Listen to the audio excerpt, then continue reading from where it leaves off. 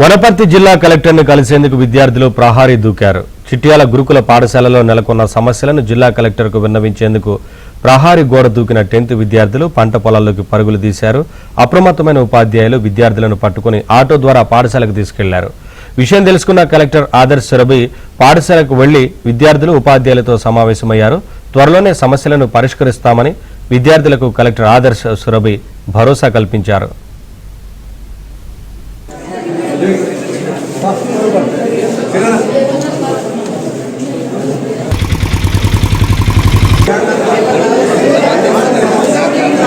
కొన్ని ఇష్యూస్ వాళ్ళు చెప్పినారు. వాళ్ళు కొన్ని గేమ్స్ పీరియడ్ ఎక్కువ కావాలని చెప్పి ఇంకా రాత్రిపూట 10 o'clock ఇప్పుడు పడుకుంటున్నారు. 9-9:30కి పడుకుంటే వాళ్ళకి ఎక్కువ టైం పీరియడ్ కూడా పడుకోవడానికి వస్తుందని, అదే విధానంగా వాళ్ళకి స్టాఫ్కి ఉన్న కొన్ని ఇష్యూస్ కూడా మాకు తెలియజేశారు.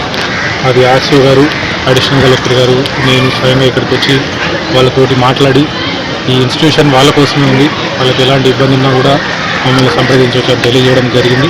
వాళ్ళ ఇబ్బంది కూడా 1 by 1 వాళ్ళకి చెప్పి అవన్నీ కూడా పరిష్కరిస్తామని హామీ ఇస్తూ ఈరోజు వాళ్ళతోటే మేము లంచ్ కూడా చేయడం జరిగింది.